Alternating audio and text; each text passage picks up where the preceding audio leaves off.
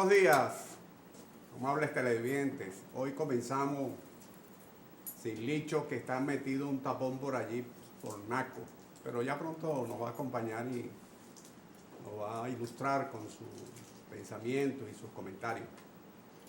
Por los momentos tengo que iniciar el programa y quiero hacerlo con una nota que es importante desde el punto de vista de lo que significa el desarrollo sostenible de un país. Existe en la República Dominicana un clúster de productores de frutas que se llama Profrudom, son productores de frutas dominicanos. Este clúster, este grupo de productores de frutas dominicanos, ha venido haciendo diligencias y se ha venido dirigiendo al presidente de la República a los fines de que se invierta en el sector de la fruta dominicana, a los fines de producir pulpa de fruta y generar la materia prima suficiente para atender el programa de desayunos escolares. Esa solicitud es muy importante porque, según lo que denuncian estos productores de fruta, esa pulpa se importa, esa pulpa se trae de afuera, lo que implica una erogación de divisas por parte del país. Un país tropical que produce muchísima fruta, pero que requiere una inversión para que una agroindustria, un segundo proceso, tomar la fruta y transformarla en pulpa que pueda ser distribuida entre los centenares o miles de centros que producen, que generan o que sirven el desayuno escolar y satisfacer esa necesidad alimentaria de esa población infantil. Realmente es una petición que suena muy lógica, es una petición que implica un ahorro para el país, es una petición que implica generar una mano de obra, generar un empleo para una cantidad de personas que hoy están desempleadas por allí. Pero aparte de eso, también incorporar talento, especialmente talento joven, graduado en biología, graduado en ingeniería, graduado en ciencias del campo, porque la conversión de esa fruta en pulpa requiere de unas atenciones tecnológicas, requiere de unas aplicaciones tecnológicas que exigen un personal con cierta cualificación, con cierta capacidad. En estos días leía de que el 75% de los jóvenes dominicanos que se gradúan en las universidades buscan emigrar del país porque no tienen posibilidades de empleo dentro del país, dentro de la República.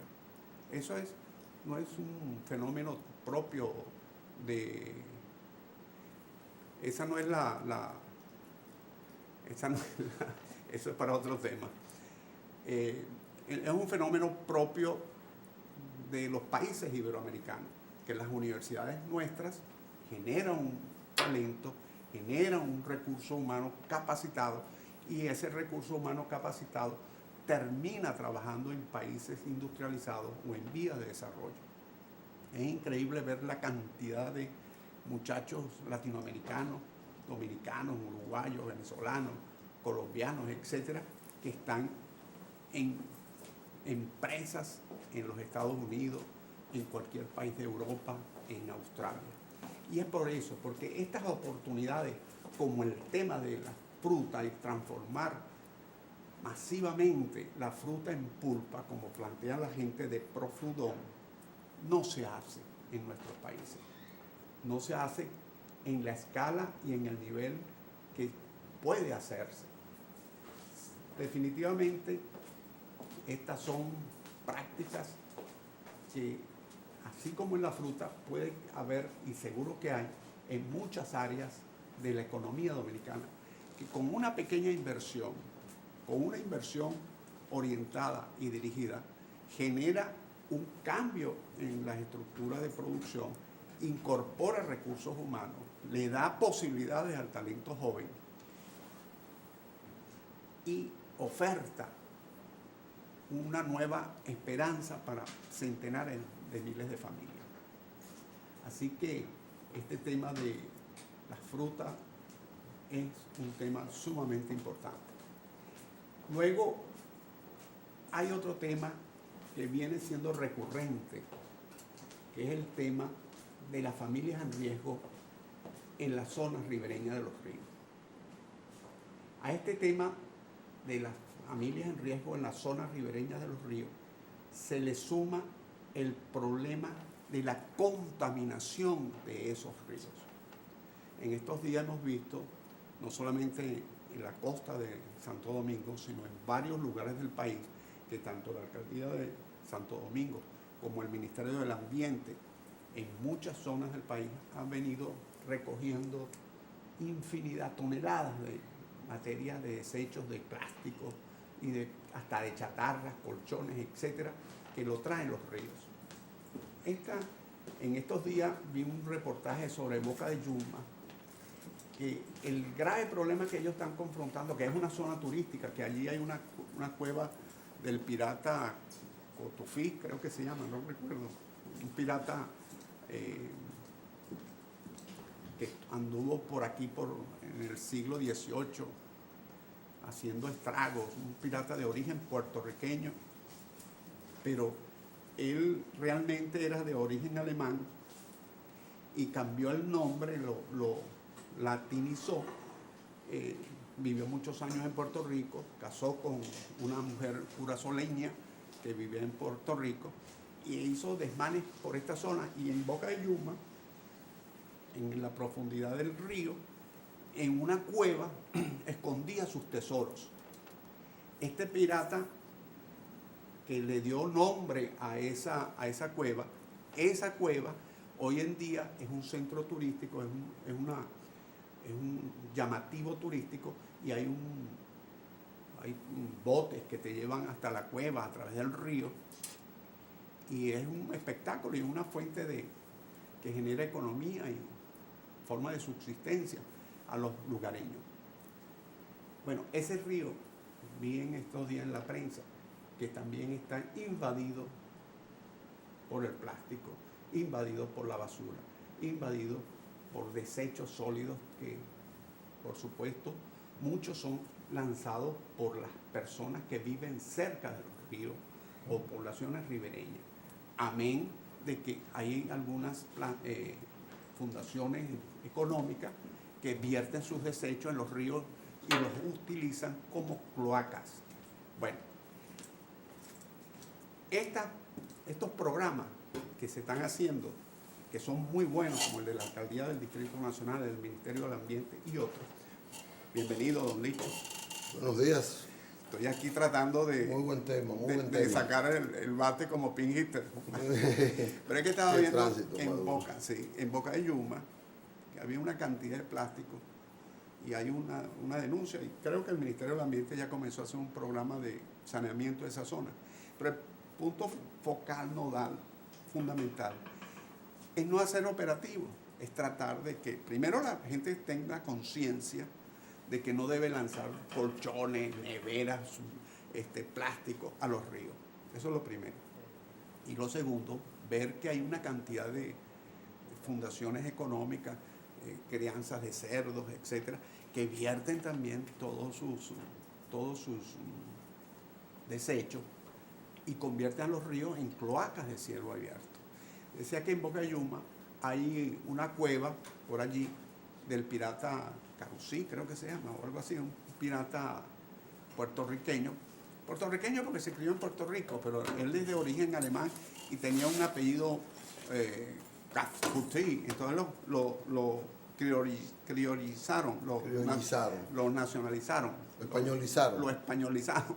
Entonces le pusieron Carusí o algo así como el Carufí. Y hay unos botes que te llevan hasta la cueva y te enseñan, y es parte del encanto de la zona, es parte de la emoción de transitar por un río y rememorar lo que pudo haber ocurrido hace 200, 300 años atrás.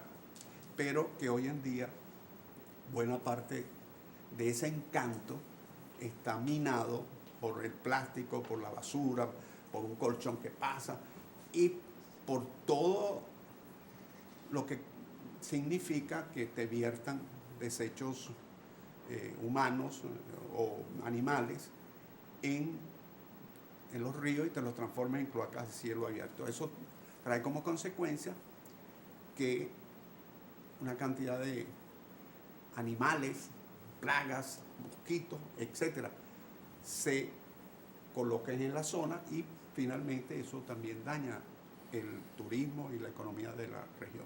Hay una propuesta de una tecnología rusa, española, yo le he estado hablando aquí,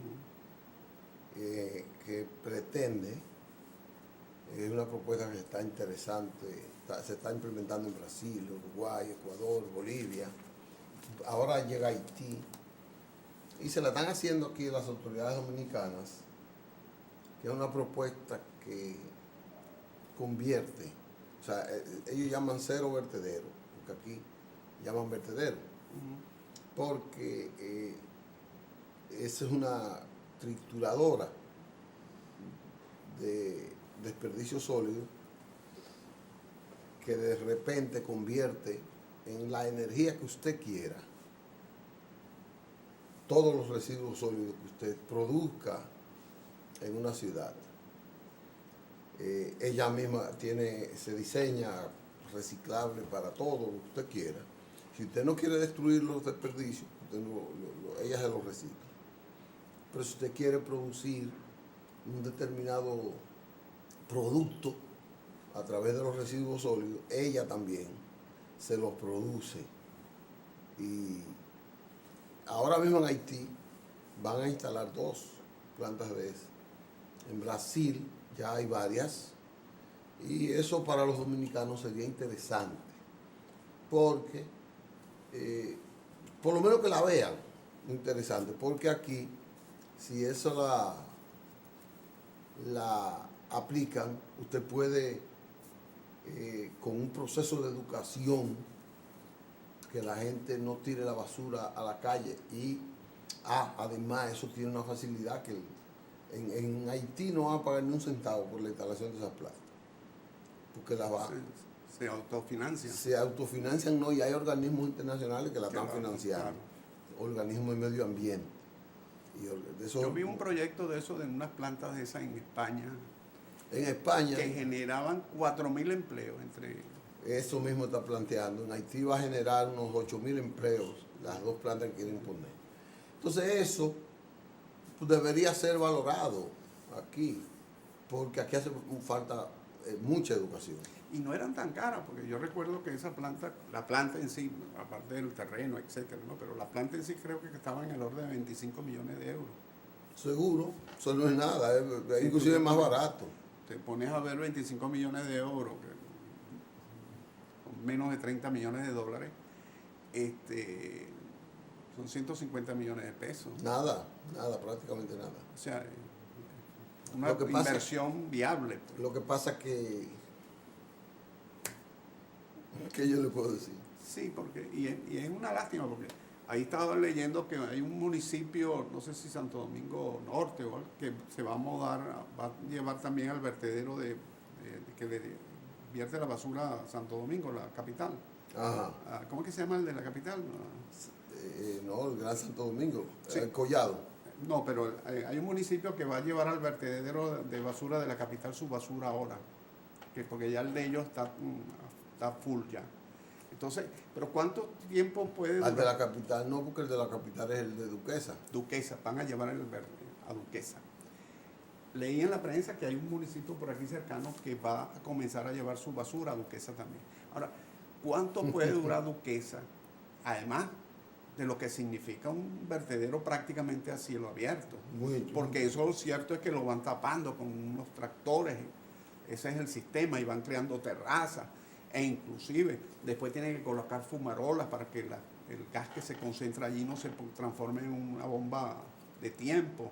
O sea, lleva todo un trabajo y para sepultar una basura que, como bien usted planteaba, puede ser reciclable, puede sacarse productos, pueden hacerse tuberías PVC que se utilizan para las aguas negras, para las cloacas, para una cantidad de temas. Correcto. Y lo que hace es taparse la basura, que eso genera un gas, ese gas tienen que colocar fumarolas para que el gas y quemarlas, porque si no eso puede hasta explotar. Sí, mire, ahora con este problema del malecón, hubo bueno, se está en investigación de cómo fue eso, pero eso lo vieron más de 100 millones de personas en el mundo. Eso fue como una correa de transmisión. Es un reportaje que hizo la RT en español. Esa es la cadena rusa. Sí. Eso le dieron like más de 30 artistas de Hollywood. Luchadores por el medio ambiente de Europa, de Asia, digo más de 100 millones vieron eso. Y el New York Times escribió sobre esa situación de República Dominicana y de Santo Domingo. Las autoridades no cuantificaron, no sé si han cuantificado el daño que eso le ha ocasionado y le va a ocasionar al turismo. Claro, porque la gente lo primero que dice, bueno, esas playas están contaminadas. Exacto. Déjame buscar otro sitio. Entonces se va a otro sitio. Eso es una, y esos una 100 reacción. millones que lo vieron, pero 100 millones que multiplican. No, y ¿cuántos de esos 100 millones estaban pensando algunos venir para el país? Para el Caribe, como... La gente dice, no, me voy para otro lado.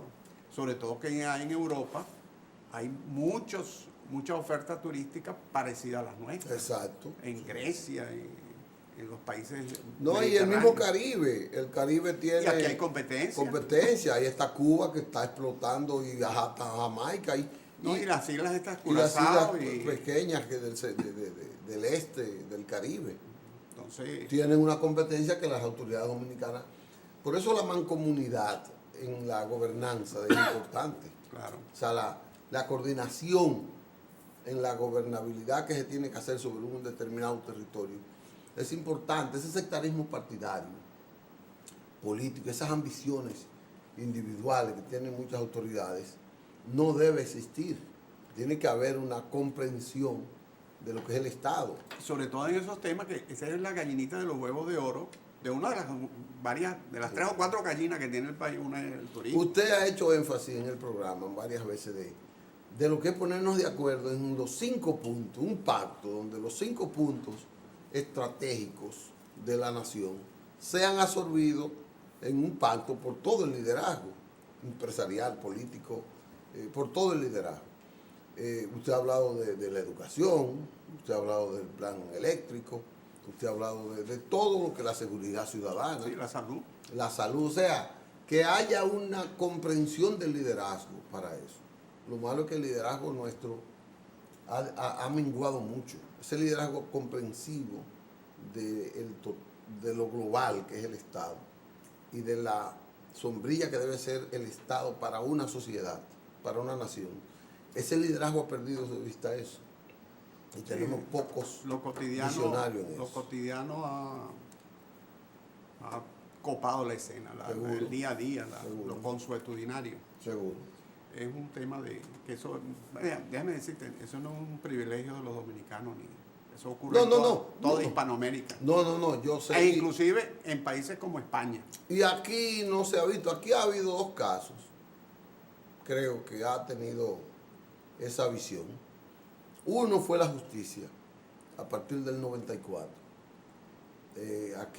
Aquella crisis política que le arrebató al doctor Peña Gómez el triunfo, le obligó a un pacto por la justicia. Y inclusive un pacto por la democracia en términos, así se llamó, pacto por la democracia, que implicaba el establecimiento de un proceso de justicia y de democracia. Más transparente. Más transparente. Y el otro fue con la educación. Sí, el 4%. El 4%. Después no ha habido más pactos sobre puntos muy neurálgicos, vitales para el desarrollo. Bueno, pero hay que promover esos pactos. Seguro. Habría que crear una asociación de gente como usted, Usted que se incorporen a una lucha no partidaria para que se logren algunos acuerdos, ¿no? No me gustaría que sea usted que No, pero insista. nos colocamos los dos adentro. Está bien. Unamos esfuerzos. Ya tenemos dos. Ya tenemos dos. Vamos a convencemos a Lionel y a Hipólito. No, eso no. Eso hay que convencerlos de que lo hagan el pacto. Pero primero hay que crear una corriente de opinión en el país, que ellos se vean con la necesidad de entender lo que todo el mundo entiende.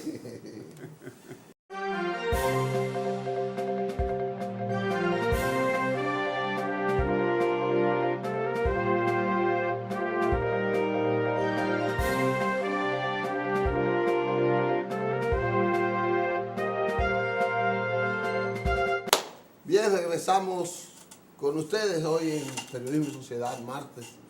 Estamos con Isidro Toro, que siempre nos trae temas interesantes. Y hoy tiene interesante, ¿no?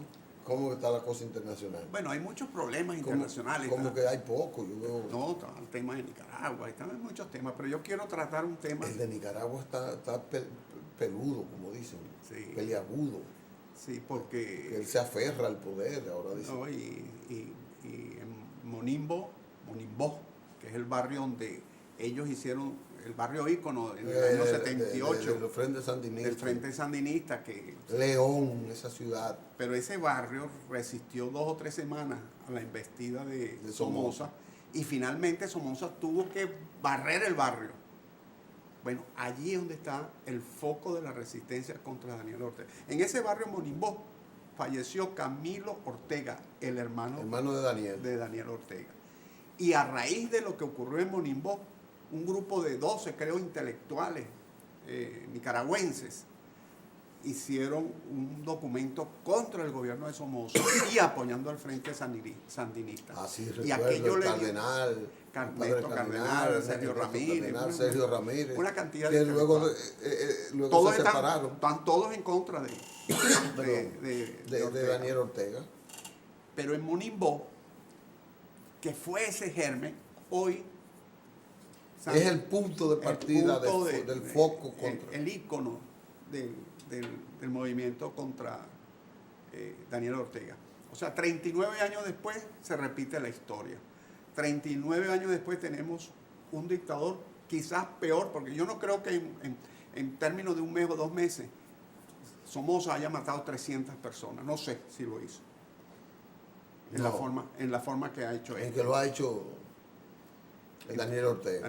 Entonces, eso de Nicaragua. Pero ¿y por qué es que la vida le es tan inverosímil, como yo podría decir, de poco valor para determinados mandatarios y cosas? Yo podría decir que son. ¿Cómo cambia una persona así? Es que no han cambiado.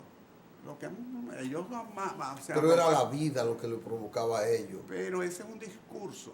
Esos son gente materialista que no cree en Dios, no cree en nada. Y una gente. Sí, él cree en Dios, ahora él va a la iglesia todos los domingos. Pero sí. Ha dejado de ir en estos días porque no encuentra como un sacerdote que le bendiga. Que lo reciba. No, que lo alabe, porque el problema era ese. Él hizo una. Bueno, porque la iglesia también hasta ayer estuvo exacto, cohabitando con el régimen. Ya la iglesia se decidió. Se enfrenta. Entonces por eso también ellos han cohabitado con el régimen sandinista. Pero son gente, mire, tú no puedes tener confianza en alguien que no tiene una creencia, que sienta que no le tiene que responder el día de mañana, el día que debe estar algo, alguien, alguna fuerza o algún ser especial, etc. Y otro que tú no le, cuando la gente no tiene un entorno, un anclaje familiar, un amigo cercano, que no tenga a quien darle la cara. Como que le duela a ese hijo, ese hermano querido. Ese tipo de gente. Daniel Ortega no tiene hijos. Sí, tiene uno. No sé, ¿verdad que no tengo el... Creo que tiene uno. Sí. Pero no tienen eso, la gente no tiene paz con la miseria, no tienen nada. Son ellos, un ego sobredimensionado, un ego que el planeta Tierra les es pequeño para su ego. Ayer propuso que las Naciones Unidas Escoge una comisión para... Pero eso es para el diálogo y seguir. Eso es Pero otra cosa. mientras está pidiendo diálogo, está asesinando gente. Pero es que se pone de bulto también la flaqueza, la debilidad del sistema interamericano. ¿Cómo es posible que en varias regiones de Latinoamérica, en varias épocas, han ocurrido hechos inadmisibles por cualquier ser humano, que pone en vilo los derechos humanos, la democracia, y los países lo que hacen es protestar, denunciar, etc.? Entonces, eso no puede ser, eso no puede ser. La democracia se debilita cada vez que ocurre un hecho como esto, como lo que ocurre en Nicaragua, como lo que ocurre en Venezuela, como lo que ocurre en la propia Bolivia, como lo que ocurrió en Guatemala, como lo que ocurrió en El Salvador. Sí. Y en algunos de esos países se han dado casos. Son recurrentes. Y se han llevado a la justicia. Pero fíjense ustedes, por ejemplo, el caso de este dictador africano, para salirnos de aquí, Idi Amin Baba. Gobernó 8 años. Se calcula que los asesinatos algunos calculan 300.000, otros 500.000. Los organismos internacionales colocan 300 a 500.000. Mató tribus completas. Las arrasó. Y entonces cuando hubo aquella alianza de sectores de oposición con Tanzania, porque él invadió Tanzania, inclusive, fue derrotado por el ejército de Tanzania, y cuando se vio ya liquidado, huyó para la Arabia Saudita y allá lo recibieron. Y allá lo bendijeron y todo. Y murió en el año, creo que 2003, sí. Tranquilo, en su cama. Yo no sé si tranquilo espiritualmente, pero murió. Tenía su harén como quiera. Sí, pero él se volvió a casar, se casó 2 veces allí, se abrazó la religión musulmana, etcétera, etcétera. Entonces, eso no puede ser. Eso no puede ser, eso desdice del sistema internacional. La solidaridad que debe tener el sistema. Tú no puedes ver un presidente, un mandatario, un dictador que ha asesinado en 5, 6, 7, 8 años miles y miles y miles, que llega a sumar 500.000 de personas. Y tú lo ves como normal así. Lo ves, bueno, lo denuncio, este dictador y tal y qué sé yo. Entonces todo es un juego, claro, dentro de las potencias y todas esas cosas. Pero en el fondo, si nosotros creemos en la democracia como sistema, si creemos en la democracia como un bien que es lo único que permite al ser humano sacarlo de la pobreza y sacarlo de la pobreza espiritual, la pobreza mental, de la ignorancia, que es el gran mal de la humanidad, nosotros tenemos que velar porque esos gobiernos no sobrevivan. No sobrevivan. Ese comportamiento gubernamental. Ese comportamiento. ¿Y qué otro tema usted estaba Bueno, hablando? mire, quiero traer un tema que ocurrió hace unos pocos días, pero pone de bulto todo un problema mundial. En estos días, una niña de 9 años, en Afganistán, fue asesinada. Fue asesinada por su esposo. La niña de 9 años fue asesinada por su esposo. Por su esposo, que tenía o tiene 35 años. Hay que explicar la cultura de esa región, donde los niños son entregados. Y muchas veces son Hasta pagos de deudas. Exacto. Pagos de deudas. Esa niña se había casado hace 2 años, o la habían casado hace 2 años con ese señor. O este animal vestido de persona. Vestido de persona. Porque ¿qué puede tener una niña conciencia de 9 años? Bueno, 9 años, tenía ya 2 años de casado, la casaron a los 7 años. Y la asesinaron. El tipo está huyendo, pero... Y fue el tipo, el marido. Sí, las autoridades lo están buscando. Y resulta que las estadísticas te indican que el 42% de las niñas en Afganistán se casan antes de los 18 años. O sea, que eso no es que se casan. O las casan. Es que las casan obligados. Las casan obligados, es parte de la dote, Sí. es parte de un negocio, etc. Los familiares se la endosan a determinados hombres. A veces le endosan más de una. Más de una. En Sudán, que es un país también que la igualdad de género está por el suelo, los índices de las Naciones Unidas sobre igualdad de género, de los 188 países que vigila o administra o supervisa las Naciones Unidas, Sudán está en el número 165. En Sudán, una joven de 19 años, asesinó al esposo. Lo ahorcó. Muy mayor que ella. Sí, también. Porque es la tradición también. Ese también fue un pago de deuda. Cuando ella tenía 16 años la obligaron a casarse. Ella huyó, se fue a casa de unos familiares en otro pueblo. Y luego de 3 años la convencieron que regresara porque ya el matrimonio no se iba a dar.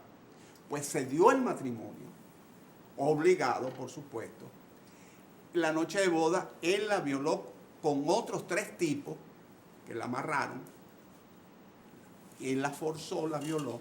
Al otro día la volvió a violar. Y en un descuido la mujer mató al marido. ¿Qué sucedió? Bueno, fueron a un tribunal de corte religioso. La condenaron. A muerte. Condenada a muerte. Porque ella le había quitado la vida a ese hombre. Al marido, que la había violado de manera brutal, criminal, cualquier calificativo de animal que usted le pueda poner. Porque no fue lo que fue él, sino que se asoció.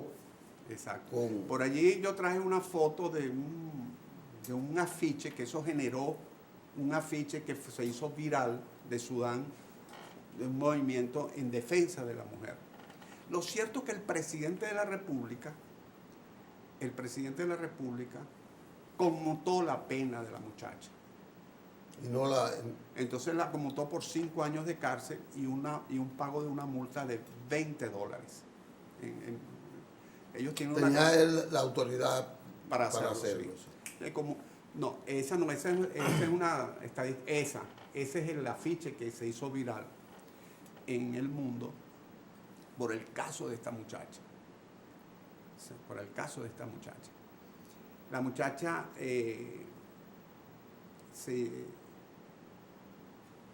no recuerdo el nombre de ella. Hussein, tiene un apellido como el del dictador iraquí, Hussein. Bueno, esa muchacha le conmutaron la pena. Eso pone de relieve que hay en esos países, hay autoridades que ya comienzan a ver el tema de forma distinta. Sí, comienzan como a iluminarse en términos de esa cultura cerrada, discriminatoria y yo digo que antihumana. Es decir, la represión a la mujer. Como en el caso de Afganistán, que las autoridades están aparentemente buscando al asesino. Sí, pero es por lo mismo. Si él no la mata, no lo buscan, porque ahí él tiene prerrogativas, él tiene derechos. Entonces, porque como hombre, él es superior, según esa cultura. Entonces, a él lo andan buscando porque él mató a una persona. Y quizás no tenía el derecho individual a tomarla. Que a propósito, ese tema, yo voy a entrar ahorita porque después en el otro segmento, cuando usted me narre eso, aquí hay un 68%, según una encuesta de un organismo internacional, que dice que justifica la venganza personal, la justicia por sus propias manos. Eso vamos llegando a la barbarie. Claro. Pero siga usted por ahí. Pero ahora sí vamos a colocar la estadística dominicana, por favor. Entre el año 2001... El primer cuadro que colocaron. En el año 2001 usted dice. Entre el año 2001 y el 2016, en República Dominicana, se consumaron 35.563 matrimonios entre personas que tenían entre 15 y 19 años. ¿Cómo fue, como usted dice? Entre los años 2001 y 2016, se consumaron en República Dominicana 35.563 matrimonios de muchachos que estaban entre... Pues un promedio de 7.000 casi por año. Sí, exactamente. La ley dominicana permite, con la autorización de los padres, el Código Civil, ese tipo de matrimonio. Después de 16 años. Después de 16 años. Pero entre el 2012 y el 2017 se produjeron 1.700 matrimonios. 1.717 matrimonios, de los cuales el 98% de esos matrimonios son mujeres. Mujeres. Solamente 49 varones menores de edad se casaron. Y solo 7 casos eran ambos niños. Niños los dos. O sea, eso te pone de bulto o te permite pensar o te permite... Extrapola una estadística, una realidad. Y puedes establecer una hipótesis sujeta a investigación y a comprobación de que puede haber un comercio fuerte allí.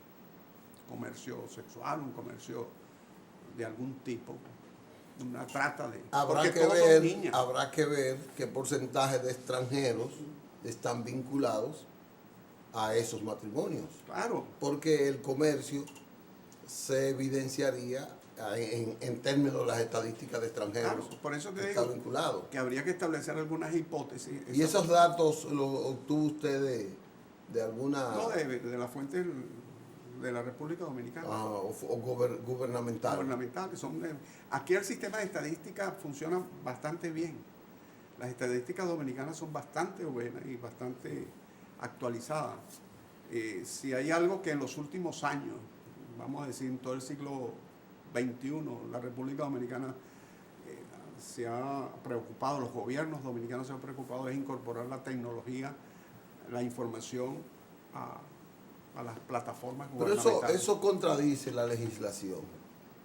La relación de un hombre, de una pareja adulta con un menor, eso se considera violación en el código.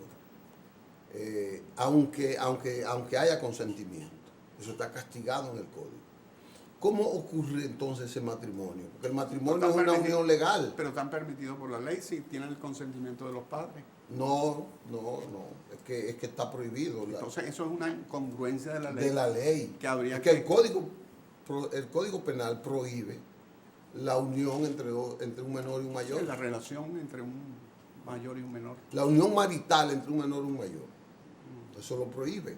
Entonces, ahí, mire, eso también pone de bulto, como usted dice, evidencia la gran incongruencia que hay en la legislación. Claro, ahí son lagunas, choques. Pero ningún legislador se ha prestado a eso, ningún organismo ha visto eso. Entonces ese tema hay que colocarlo en la asociación que vamos a fundar. En la preocupación social que tiene que ver. Pero déjeme decirle, en República Dominicana actualmente hay 790.000 mujeres que se casaron menores de edad. Ya pueden ser mayores de edad, pero 790.000. 790.000. Sí. Eso es casi... Que se casaron antes de los 19 años. Suponiendo que el 53% de las mujeres, de la población es mujer, eso quiere decir que nosotros estamos en un 10%. Sí. Aproximadamente. Que se casaron antes de Más del 10%. Si tenemos 10 millones de habitantes y suponemos que el 50% son mujeres, pero ese 10%... El 20% estamos hablando. Supongamos que el 30% son menores de 10 años. Rebájale eso. Póngale que sean 8 millones para rebájale 2 millones. Ponle 4 millones. 4 millones, 700 es el 20%, como dice usted. Eso es muy exagerado. Es exagerado. Muy. Y entonces eso lo vemos mucho en los barrios, mucho en las zonas más pobres, donde se casan de niñas. Sí, porque... Y entonces ya tienen sus muchachitos. Porque eso tiene una condición social, es un problema social. Y salen los muchachitos y ya entonces empiezas a ver pues, que se hacen cada día en esos barrios. Vienen los hacinamientos porque la gente sigue viviendo allí, construye una pieza dentro de la casita, construyen otra pieza o construyen arriba, y entonces el barrio se va haciendo más hacinado, más... Ya es una complejo. heroicidad. Estos días yo me he chocado con una heroicidad de una familia, tener una hija de 18 años que permanezca en su casa. Es una familia heroica, meritoria y todo, que permanezca su hija en su casa a los 18 años. Que se gradúe de bachiller sin el laberintismo que tiene en la casa. Eso es una heroicidad. Eso es como espeluznante para mí. Pero son esos datos. No hay ninguna política pública que enfrente esto. Sí las hay, lo que sucede es que No. el problema es que quizás no haya el funcionario o los funcionarios, porque aquí hay muchos organismos. Tú agarras el organigrama del Estado Dominicano. Aquí hay instituciones, organismos y direcciones para todo, Sí. para todo. Aquí hay organismos que tú ni te lo imaginas. Hay temas que tienen hasta 3 organismos que lo tratan. Inclusive se solapan y se... Pero el tema es que entonces se crea el organismo, muchas veces crean el organismo esperando que venga la ayuda extranjera o la cooperación internacional, eso tampoco es tan fácil, hay que presentar proyectos, etcétera. Otras veces hay que hacer investigaciones, tener un diagnóstico y todas esas cosas. Otras veces hacen el organismo para tener una foto en la prensa y decir que se están ocupando de un tema, y entonces languidece, o viene un nuevo presidente y eso ya no es prioritario para el anterior presidente o para el nuevo presidente, y así sucesivamente. Bueno, dice Albert que tenemos que ir a una pausa. Vamos a obedecerle. Sí, no hay otra. Que ese es un organismo que traza pausa. Ese está en el organigrama. Ese está en el organigrama. Señores, venimos de inmediato con este y otros temas en Periodismo y Sociedad de hoy con Isidro Toro, que ha traído cifras espeluznantes y preocupantes, mundiales y nacionales. En breve volvemos.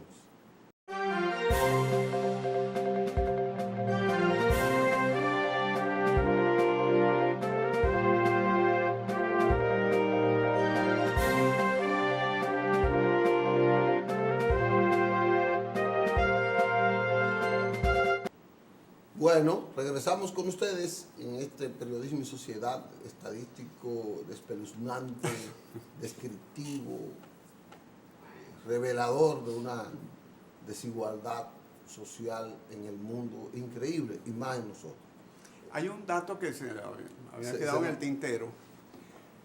En la actualidad, las estadísticas indican que hay 305.000 muchachas que son menores de edad que están casadas actualmente. Ahorita. Que son menores actualmente. Actualmente y ya son menores están y están casadas. casadas. Eso está dentro del grupo de los 700. Sí, el 700 es en la globalidad. En el periodo. Que están vivas y están casadas. Hay 400.000 que ya pasaron a mayor de edad. Pero de esas 700.000, 300.000 son actualmente, siguen siendo menor de edad. Y eso se alimenta todos los días. Todos los días se alimenta. Sí, mire, yo llegué un poquito tarde hoy, porque yo encontré a una muchacha que es hija de un amiguísimo mío, abrumada, pues estaba pasada. Y yo dije, bueno, yo voy a pasar por ahí cerca. Me desvié. Entonces, ella es un ejemplo clave. Ella ha tenido 2 hijos. Ella tiene 19 años y es militar. 20 años tiene. Y sus hijos tienen más de 2 años. Tiene uno que tiene 5. Ah, bueno, imagínate. O sea, ella lo a tuvo los 15. A los 15. A los 15. Pero ella tuvo el otro a los 17 años. Y cuidado que quizás no son del mismo padre. Sí, son del mismo padre. Bueno, gracias a Dios. Bueno, no sé, eso no lo he investigado. Sí, pero muchas veces tú ves una muchacha que tiene 2, 3, 4 muchachos de 2, 3 maridos. Porque no hay una estabilidad, porque eso es otra cosa. Habrá que ver en esos 790.000 que usted dice, y en esos 300.000 actuales, cuál es el nivel de estabilidad que tiene ese matrimonio, que tiene ese hogar, o que tiene esa convivencia, porque yo no sé si llamarle hogar. No, eso es muy difícil. Eso es un problema que se va multiplicando. Eso es como cuando tú agarras un frasquito y colocas un poco de carne que se pudra allí, tú vas a ver como a las pocas semanas aquello está todo lleno de contaminado de bacterias, etcétera. Bueno, pero es que ves un día un puntico blanco, al otro día ves 7, al otro día ves 100, y así es lo mismo. La pobreza, desgraciadamente, se multiplica. Porque eso es fruto de la pobreza. Claro. No solo de la pobreza material, eso es fruto de la integralidad en el subdesarrollo. En la formación del individuo. Porque ahí hay falta de cohesión hogareña, ahí hay falta de expectativa. Esos muchachos no tienen expectativa. Claro, no, porque no tienen padres de referencia. No tienen un padre de referencia, pero tampoco tienen un amigo de referencia que haya tenido el éxito en función de por qué yo tengo que estudiar. Entonces su hogar, lo de ella primero es disfrutar la vida temprano y meterse a ver cómo pueden conseguir el sustento de sus necesidades, que le va creando la economía de consumo, la sociedad de consumo. Entonces se hipotecan con un hombre para que le dé un zapato, para que le dé un vestido, para que le permita ir al salón, y ahí es que viene la contaminación en ese proceso. Sí, viene todo un proceso de una distorsión total y se producen toda clase de desviaciones y prejuicios, porque al mismo tiempo se va creando una frustración. Esa frustración genera prejuicios con respecto al vecino, con respecto a los otros. Sí. Si hay una muchacha de esa que empieza a llegar con un buen vehículo o algo de eso, entonces le genera envidias y problemas en el otro. Entonces eso va generando toda una olla de presión en esas zonas que es muy difícil. Porque hay una carencia de valores. O sea, esa expectativa y esa visualidad que le da a ellos evidencia la falta de esos valores para el éxito. O sea, ¿cómo este tipo consiguió eso? Bueno, yo quiero conseguirlo. Sí, porque de otro lado hay el bombardeo mediático que te va diciendo tiene que estar bien vestido, que tiene que tener un buen zapato, tiene que tener una jipeta, porque si no, no eres gente. Sí. Entonces, Dios mío. Seguro. ¿Ah? Mire, en ese no eres gente, después lo vamos a tomar, porque son paradigmas. El caso de Vladimir Guerrero, que es un ejemplo a analizar en términos de la educación, en términos del éxito, en términos de la conducta que debe exhibir un ciudadano y cómo es el parámetro de éxito que usted tiene. Todo eso tenemos que analizarlo todo. Vamos a hacer para eso. Bueno, hemos hecho un gran programa. Me ha gustado hoy porque ha sido profundo, ha sido estadígrafo y ha sido bastante revelador de que falta todo por hacer. Al Toro no le gusta que yo le diga eso, pero falta todo por hacer. ¿Ya se acabó? ¿Ya se acabó? Bueno, pues nos vemos mañana, si Dios quiere, con Omar aquí. Gracias.